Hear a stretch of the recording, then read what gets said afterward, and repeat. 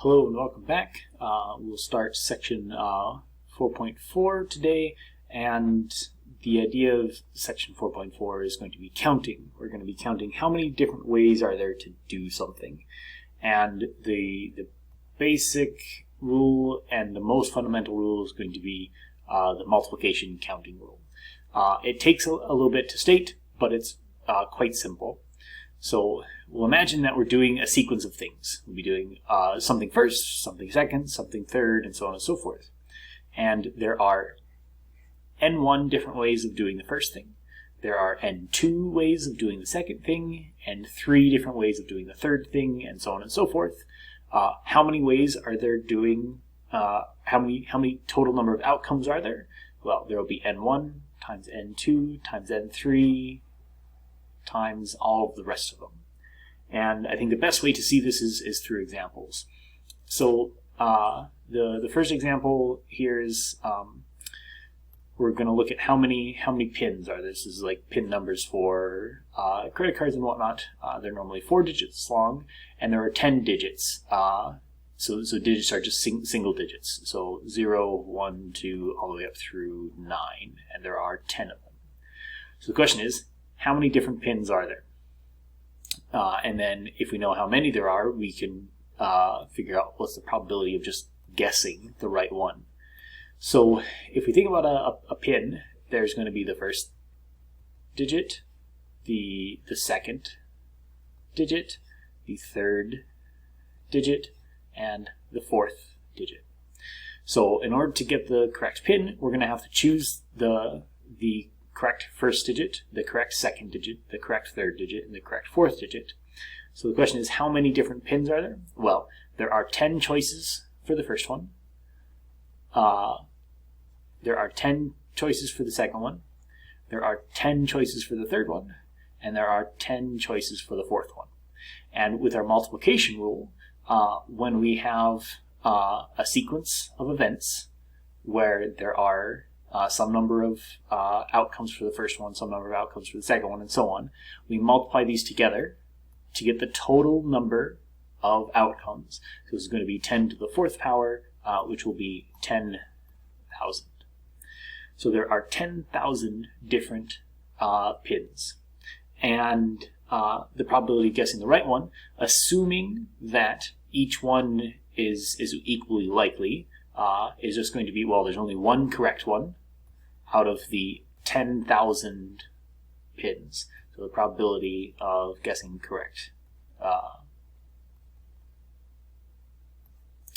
will be equal to 1 out of 10,000, which seems pretty unlikely, but when you have computers that can run through thousands of calculations a second, things start to become a little bit scarier. So for a more simple example, let's say Bob has 9 shirts and 3 pairs of pants, and wants to know how many different outfits could Bob make where it's just a shirt and a pair of pants. Well, we've got shirts, which we'll have to decide on first, and then we'll need a pair of pants, and there's 9 shirts and 3 pairs of pants, so 9 times 3 will be 27 different outfits. And that's all there really is to it. But things can become a little bit more complicated. Let me go through another example, and then we'll talk about how to do examples like this in general. So we'll have 4 books, and we want to put them on a shelf. The question is, how many different ways are there to order the books? So we'll need to pick one to go first, one to go second, one to go third, and one to go fourth. And then what's the probability of putting them in alphabetical order? And then we'll assume that each order is equally likely. So first of all, how many different ways are there to order the books? So here we have to be a little bit careful. So we have the first book, we've got the second book, we've got the third book, and we've got the fourth book. And this is where things will need to be a little bit more careful when we're thinking about how many books can go in each location. So which book can go first? Well, there are 4 books total, so there are 4 options for the first book. Now that we've decided on the first book, how many options are there for the second? Well, we already picked which one is going first. So of the 4 books, there are only 3 that can go second.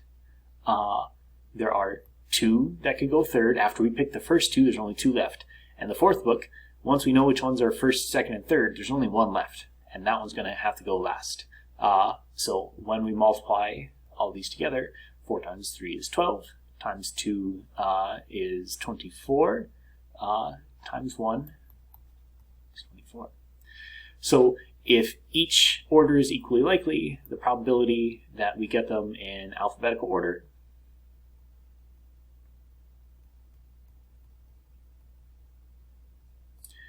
is just going to be 1 in 24. So what you'll notice is that each time we picked a book, there were fewer books fewer books to choose from at each step. So we got 24. Whereas before, when we were looking at pin numbers, when we chose a digit to go first,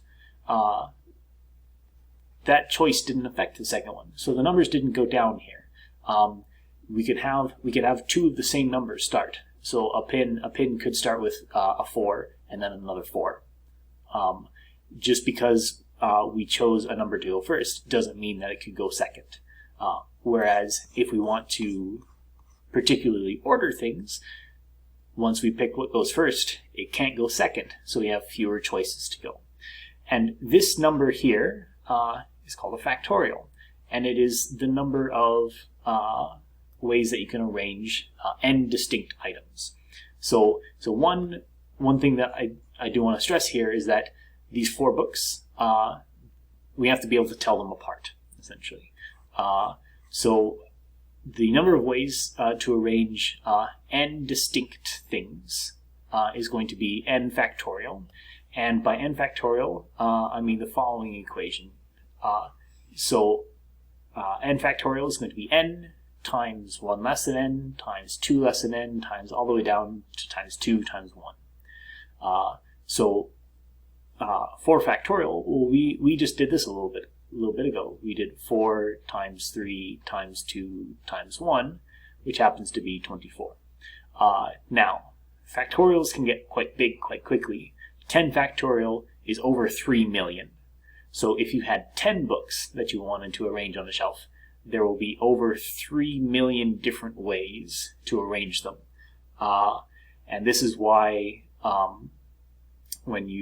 if you shuffle a deck of cards a bunch, there are 52 cards in a deck. So there are 52 factorial different ways to arrange the cards in the deck. And it turns out that this is going to be orders of magnitude bigger than the number of atoms in the universe. So it is very unlikely that if 2 people have well-shuffled decks, that they're in the same arrangement. It's going to be very unlikely. The one thing to remember, and this will come up in the next video, 0 factorial is defined to be 1. And there is a reason for this. So if we think about n factorial being the number of ways to arrange n distinct items, if you had 2 items, it's kind of clear that one will go first and one will go second. So 2 factorial is just going to be 2. If you only had 1 item, how many different ways are there to arrange 1 item? Well, there's only 1 way to arrange 1 item. And if you had 0 items, how many different ways are there to arrange 0 items? Well, there's only 1 arrangement, which is to not have an arrangement. So 0 factorial is 1 in this sense. There's 1 way to arrange no items, and that is to put them in no order. It's a little bit abstract, so if you just choose to remember, you can just choose to remember 0 factorial is 1. So let's do one more quick example. How many different routes are there to visit your 5 favorite ice cream shops? Well, we'll need to figure out which one comes first, which one comes second, and so on. So what we're doing is we are putting these 5 ice cream shops in order. We're choosing one to go first, one to go second, and so on and so forth, which means we've got the factorial rule. So there's 5 factorial ways to visit 5 places. And 5 factorial is just going to be 5 times 4 times 3 times 2 times 1, which is going to be 120. So this is a lot of different routes to take. This is also known as the traveling salesman problem. And the traveling salesman problem is essentially what's the shortest route between n places? Well, if you've got n places, that means that you're going to have to visit those n places in order. So you're going to have n factorial different routes, and then the job is to try to figure out which one's the shortest. So if there's five places to visit, you're going to have to look through 120 different routes to try to figure out which one is shortest, which is a tough problem for computers in general.